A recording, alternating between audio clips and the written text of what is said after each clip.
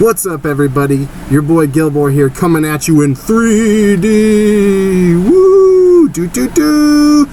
Nah, just kidding. This video is not 3D, but you all look 3D. But in order for me to do what this whole video is about, I'm pretty sure I'm going to have to take these glasses off and save them for the 3D viewing of the creature from the Black Lagoon that I am eagerly waiting to watch after this video is uploaded and beholden by all of you on my YouTube channel. So I just want to take this time to welcome you back to the Lagoon. We are in a part of the Lagoon that no one has seen except for the wife, and that is my illustrious comic book room. It's kind of small, it's a little chill place, but I got full boxes ranging from everywhere from Marvel Comics, DC Comics, Image Comics, and Dark Horse Comics. So I thought I'd just kind of take this time to all hang out with you guys, since I really haven't been uploading like I would have preferred to be doing. So let's just hang out at the Lagoon and talk some comic books, right? Yeah, so this is the first of a video series that's going to be known as Gills Stuff. It's going to pretty much be kind of like, you know, your typical bag and boarding comic book videos, where I just bag and board some of my collection and we talk about it and nerd out, and then we go about our days. I will also have unboxing videos for special action figures, toys, and statues that I am eager to show you all. So I got into comic book collecting when I was a young kid. My father, after he was done terrifying the city, would always make sure to stop at the local gas station or comic book store and pick me up a couple of comics. Anywhere from Batman, Green Lantern from DC Comics, Spider-Man to Morbius, to of course the illustrious Fantastic Four from Marvel Comics, Hellboy, Abe Sapien, Aliens and Predator and Aliens vs. Predator from Dark Horse Comics, and of course Image Comics such as Spawn, Pit, Witchblade, and The Darkness. So I have quite an extensive collection ranging from various comic book companies and all that kind of stuff. Now I know a lot of people have favorite comic book characters and like to argue which ones are cooler and could win and fight, and we can definitely have those kind of conversations down below in the comment section. My favorite superhero team would have to be the Fantastic Four from Marvel Comics. Of course, I like the Avengers and the X-Men and all that stuff. The Thunderbolts is even a good time as well. But for me, the Fantastic Four has always been where it's at. I love the retro futurism. I love the Human Torch. I love, you know, the Invisible Woman, Sue Storm, and Reed Richards. And of course, who doesn't like the thing, you know, it's clobbering time, you freaking Nancy Street. So anyways, without further ado, I thought we would bag and board some of my really old 60s kind of rare Fantastic Four comics, as well as some Abe Sapien comics from Dark Horse Comics. I am Gill-boy after all, and yes, I know what you're wondering, is Abe Sapien somehow a distant relative or a relative? Well, yes, he is a relative. He's a long distant uncle from me, and he's a really great uncle, by the way. He's always able to just lay a helping hand on you and see what your problems are and tell you how to solve it. So without further ado, let's check out the first comic we're going to bag and board here.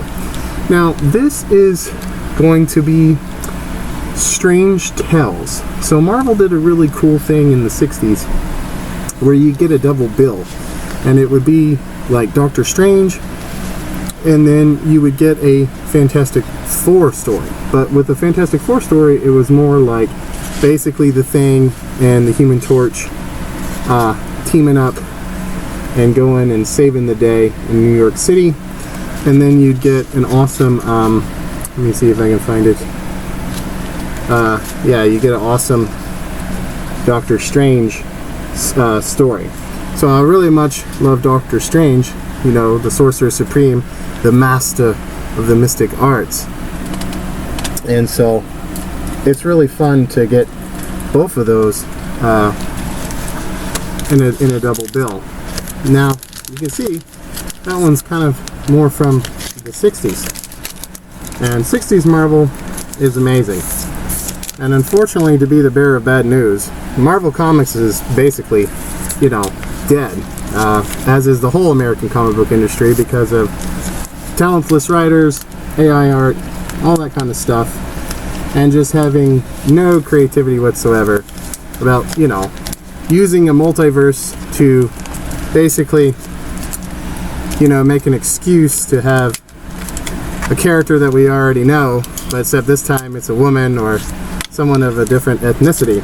It's not very original, not very creative, and it's just awful and creatively bankrupt. But I highly recommend this issue. It's really fun. It's a good time. It'll give you about, you know, depending on how fast you read and how much you look at the art, you get good 4 or 5 minutes escape time looking at this one. Now the next one is another Strange Tales. That was issue 129, and this is issue 130.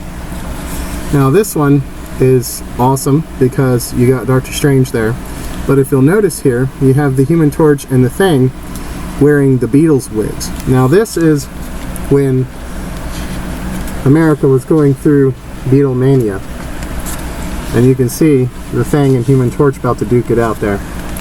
Now this is when they meet the Beatles and the Fantastic Four chilling with the Fab Four themselves.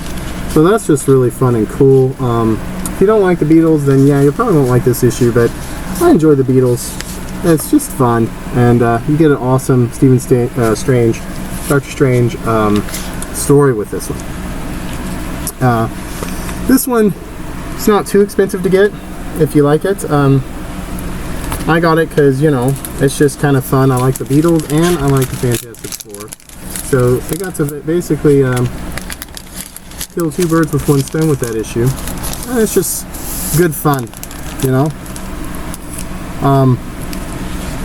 The things that got me into comic book collecting first was when my mother took me to a comic book store in the city. Of course, there was much screaming and hollering and fear and all of that stuff, you know. It's pretty scary seeing a Gill-boy and a Gill-girl and a Gill-man walking around with a little sticker there to help me remember to put it in a special box later. But the first time I saw was an issue, I think it was issue 3 or 4 of Morbius during the 90s run. And I bought that comic book, and ever since then I have just been basically not stopping at all collecting my comic books. So, back to the Fantastic Four. Yes, this is, now we're starting to get into some of the real valuable ones. So this is the first appearance of the Inhumans, everybody's favorite superhero team. As you can imagine, that Marvel TV show The Inhumans was a masterpiece, was it not? No, it was pretty awful. But yeah, pretty cool, huh? Yeah, I really like the Inhumans. I thought that they were a good fun, and I was saddened and disheartened to see how they were just so poorly used within the MCU. Where's the bag here? Oh, here it is. Oh, is this already? Hey. No, that's the wrong one. Hold on here, hang on. I think it did.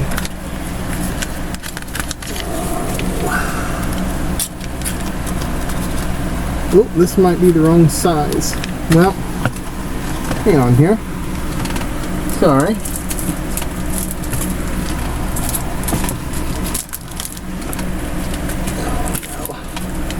Well, we might have to come back and bag and board that one at another time. Oh no, I'm being goofy. I apologize, chat. This one I already put in, because this one is kind of busted up, and I didn't want to run the risk of accidentally breaking this, because this one is kind of a really, you know, expensive one, to say the least. There we go, because it's got a little beat up. Looks like somebody got a lot of usage out of it, so it's kind of creased here, so it won't fit in a standard one. So I already pre-bagged and boarded that one. I'm sorry, I know that's cheating a little bit, but there we go. Now this next one is my pride and joy, and it's a very rare one. And oh yeah, this has got the one where you don't need the tape for it. I prefer these bags to the other ones where you have to put tape on them. I highly recommend getting these. They'll preserve your collection more. Now, this next comic I know many Marvel fans will recognize for its iconic. That's right, the first appearance of Galactus. And yes, you are correct, your eyes do not deceive you. That is signed by Stan the Man Lee himself. Now, me and the wife, before she was the wife, met Stan Lee, and she saw me get this signed with some other of my beloved Marvel comics, like the first appearance of the Sentinels from the X-Men, and the iconic issue where Green Goblin figures out that Spider-Man is Peter Parker, and then a very rare Journey into Mystery comic with the Mighty Thor doing his iconic hammer smash pose. I got all of those signed by Stan Lee, and almost bought the first issue of the Avengers and had that signed, but you know, I'm not made of money here at the Lagoon, but I do wish I would have had that. So there's that beautiful thing. This is one of my favorite comic books of all time. One of the best Marvel runs, if you've never read this run. It looks like, you know, we're going to be getting that in the new Fantastic Four film, which I'm excited for, but also kind of hesitant because of Marvel's track record lately with some of their films not being too good, to say the least. That doesn't mean that I still don't enjoy them, I just don't think they're of the same quality as the previous ones. So there's that awesome pride and joy right there. Look at that. Awesome, the Watcher right there. Now, let's see. The next issue is Agatha, the Fantastic Four fighting the Witch of Marvel Comics, Agatha, and she very much wants little Franklin to do her evil spells upon. But I just think it's cool to have like a witch versus the Fantastic Four. Cool idea, because you know, you got basically kind of more sci-fi, retro sci-fi stuff going on with like occult, witchcraft, supernatural monsters. But it fits, you know. Doctor Strange is still in this universe and stuff like that. So that's really cool and exciting. But I got this comic pretty recently. I got it at Fan Days, or Fan Expo, excuse me. And try not to crease it here.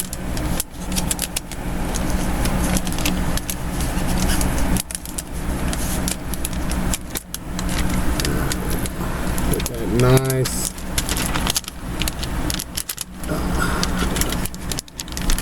There we go. Yeah. Pretty sick, huh? Oh, there we go. Check that out. And we're moving into, you know, more later issues here, but this is also a really good issue. It's issue 200, where Mr. Fantastic fully faces off with Dr. Doom.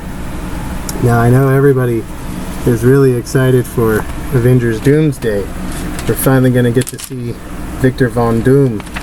In my opinion, Dr. Doom is the best villain in comic books. I guess, you know, I could also say Dracula, because Dracula is in Marvel Comics. But as far as like original IP comics from Marvel, I'd have to say Dr. Doom is where it's at for me. And it would be a very fun dream project of mine if I ever got to make a Fantastic Four film. I really love the Fantastic Four for various reasons. I like the whole idea of family coming together to work together to overcome their problems and to face off against evil, and how each member of the Fantastic Four more or less complements one another. Plus, you got the awesome 60s retrofuturism thing going on with it. So how can you go wrong there? One thing that I have to say, what I love about the Fantastic Four, is you got Reed Richards, who is the leader of the Fantastic Four. You know, he's Mr. Fantastic. And you have Sue Storm, who is the heart of the Fantastic Four, and really encourages, you know, Reed to make the good decisions and supports his awesome decisions. Then you have Johnny Storm, or Sue Storm, Invisible Woman's brother, kind of being the spirit or the fire, you know, the flame of the Fantastic Four. Then, of course, you have the Thing, who is the muscle, you know, the body, the brute force of the Fantastic Four. And they have to work together as a family unit to overcome all these threats. Some of them cosmic horrors, like, you know, the evil Galactus, whose insatiable hunger can only be vanquished by the ultimate nullifier from Reed Richards. And of course, you got Victor Von Doom,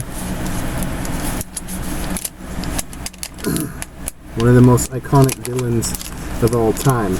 Now, this issue is when Sue Storm is kind of by herself and she's having to fight for Franklin, her son. So that's when they kind of had to be a little careful, because it's not the Fantastic Five, it's the Fantastic Four, but it's cool to see them get married and have a kid. Yes, and of course it can't be the Fantastic Four without gore. And I love how it says, mightier than Kong, deadlier than Godzilla. This is gore, not another giant monkey book. Gotta love it. Like I said, you know, that awesome retrofuturism with, you know, giant insects, giant gorillas, giant monkeys and apes climbing the Eiffel Tower, and the Fantastic Four coming together to team up to fight them. Now, this is a really good issue, especially if you like King Kong and all those kind of, you know, giant insect, giant animal movies from the 50s and 60s. This is the issue for you, because it's cool, because it's like he comes down on his spaceship and he starts terrorizing, and when he comes out of his ship and the sunlight hits him, he starts growing. So it's kind of like Superman from DC Comics, you know, the son of Earth causes a reaction, and he's like super strong and powerful, and he grows to this King Kong size, you know, ape. And basically it's misunderstood, like he's like trying to hurt everything, but in reality he's like, no, I'm here to bring the Fantastic Four back to my planet, because I'm letting you know that Galactus, he is coming and he will eat your flesh. And by flesh, you know, the entirety of the planet. It's pretty awesome. I am excited to hear that in the new Fantastic Four, and from the trailer, we're going to get the comic book accurate Galactus. And from hearing people say that the film is very much like kind of like cosmic horror, which that sounds awesome, because obviously big fan of Cthulhu and Lovecraft, some of my favorite genres. And to be fair, the original Galactus run in the 60s, like we saw earlier, yeah, it is pretty scary, man. It's pretty cosmic horror in that. So I'm very eager for that. So yeah, that's pretty much all the Fantastic Four comics that I needed to bag and board here. Now, the next comics we're gonna bag and board. Let me get them real fast. Put these down here. these are going to go, actually, let's set these up top here. These are going to go in my Fantastic Four bin, and this will be full of all of my Fantastic Four comics. I have quite a bit of them, so yeah. So the next comics we're going to bag and board momentarily are Abe Sapien. So we're going to be moving on from Marvel Comics into Dark Horse Comics, and yeah, can't go wrong with my my cousin Abe Sapien here. One of my favorite characters in comic books as well, and I was really happy to see that he got his own series going on here. Oh, this is the wrong. Hang on, I'm messing up. Sorry. There we are. Different size books, different size bags, different size boards. But yeah, there we go. See? Awesome. So anyways, as I was saying, I was really happy to see Abe Sapien get his own series. Some of his series, you know, are just like a couple issues one, like it's either just like one issue, or it's like issue 1 of 2, or like this, issue 1 of 5. Now, unfortunately, I have yet to read this series, but I'm sure it's awesome, and it looks very Lovecraftian, very Cthulhu-y. You can see right there. Now Mignola is awesome comic book artist, and I have a couple of comics signed by him, but unfortunately I have not been privileged enough to meet him. I would very much like to. I think he is one of the best comic book artists and writers of our time. He's just awesome. He's got a unique style. Like, you always know when you're reading one of his stuff, one of his comics. He has a lot of really good Batman comic books as well. He did some really cool X-Men stuff for Marvel as well. So if you're into that, I would highly recommend that. And of course, I would highly recommend his Abe Sapien comics and his Hellboy comics, because there's some of the coolest stuff you could read, especially if you like occult horror, supernatural horror, and of course cosmic horror, which is, you know, more or less what Hellboy is known for. So yeah, definitely gonna have to read these later tonight once we get them all bagged and board. There's issue 3, pretty sick. Got some awesome Star Wars stuff on the back there. I do have some cool Star Wars comics that I'll show you guys once we're done bagging and boarding. I've got quite a bit actually, and one day we'll have to come back in this comic book room, hang out and nerd out and go through all those. I would be lying to you if I didn't tell you that this entire big box right here that says Doctor Strange, whoop, yes, it has some Doctor Strange comics in it for sure, but I would say 80 to 85% of it is Star Wars comics, all from the Dark Horse run to kind of current Marvel runs. And I have to say, it's amazing how, as far as the Star Wars comics goes, how all of those comic books are far superior to anything that Disney Star Wars has done. I would say, with the exception of like maybe Andor and Rogue One. But check out that cover, isn't that sick? That is so cool, man. Ah, so awesome. So creepy too. And you might be saying, Gill-boy, how is that creepy? It's just another fish monster like you. It's like, well, yeah, I mean, you know, that doesn't mean that I'm not, you know, I'm a Gill-boy, man. I'm still scared of giant fish monsters. That's scary, man. They might try to eat me. I mean, I would totally win. Duh. Like, you see this? I'm part of the Fantastic Four. Totally kick their ass. So, yeah, I would definitely win against whatever Abe Sapien is fighting. Fortunately, I don't know the creature's name because I haven't read the comics yet, and I can't wait to. And it's going to be super, super duper fun to read them. And alas, this is the final issue of Abe Sapien's awesome run known as The Drowning. Again, really, really highly recommend checking out Hellboy the Crooked Man. It's a great film. It's a great time.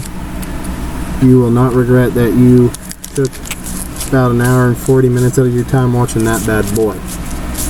Now, pretty much all the comics we're going to bag and board. I think we've had a great time talking. Now, I did promise to show you a couple Star Wars stuff, so one second, let me grab it. Nope, come on. There we are. So, here is a really old school Marvel Star Wars comic that I'd highly recommend you all get. I believe this takes place right before Empire Strikes Back or after Empire Strikes Back. I'm not sure. You'll have to forgive me. It's been a while since I've read it. Now, just to kind of save the best for last, I guess, I'll go ahead and show you these guys. I don't really care too much for the sequel trilogy, but I have to say I really did like Kylo Ren. And this is a good series so far. It's kind of a current series. I think we're on issue 4 or 5, possibly 6 this month. And it's basically takes place after The Last Jedi, when Snoke gets cut in half, and it's basically Kylo Ren saying, I'm gonna go and, destroy the past, screw Star Wars, screw George Lucas. And this writer's basically like trying to fix it, all the canon issues that, the current people at Disney have done. It's really good, actually. It's really fun. It's if you're into Darth Vader, which one of my favorite characters of all time, I would say he'd be kind of, kung fu fighting for Dr. Doom for one of my favorite villains. So I would really highly encourage you all to check those out. It's really cool. It's awesome. You get to see Kylo Ren riding on a Rancor. It's pretty cool. But outside of the sequel trilogy nonsense, we'll go back to the actual trilogy. So this is a series that takes place right after A New Hope, and it's really good. You get to see Darth Vader fight Luke, and Chewbacca tries to snipe him, and it's just really good. If you read this, you'll be like, wow, I'm really surprised that the other Disney Star Wars stuff is really that bad, because it's like they can get it right in the comics, make it feel like Star Wars, but in the shows, not so much. But anyways, if you like those Star Wars shows, cool, more power to you. I'm not of the opinion of really caring for most of them. But if you are liking Star Wars and hungry for Star Wars content, I would check out these. You'll have a good time. I would definitely watch episode 4, A New Hope first, and then immediately go into that. There's also a Princess Leia one that takes place before that. I would just buy the graphic novel of that, read that, then go into that series. You'll have a great time. So, we're pretty much going to start winding down now. As you see, I have a whole box full of comics that I'm going to have to put up and rearrange the comic book room and get it all sorted, because I had to go through all this stuff and find it all. But I really appreciate you all coming and hanging out with me at the Lagoon and nerding out and talking about comics. Let me know who your favorite villain in comic books are down below, and let me know who your favorite heroes in comics are down below. You might not like the Fantastic Four. You're wrong, but that's okay. You can be wrong and think the X-Men are cooler. But I would definitely go with Fantastic Four over X-Men.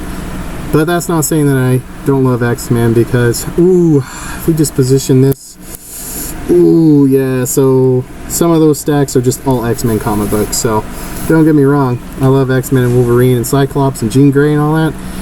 Of course, who doesn't like Professor X? But, yeah, for me, it's always just been the Fantastic Four, man. I just love that retro futurism, the emphasis on family and overcoming these great cosmic horrors and evils. And it's just a good time, So, well, I gotta go exfoliate my gills in the Lagoon now. So until next time, I will see you all then. Flame on!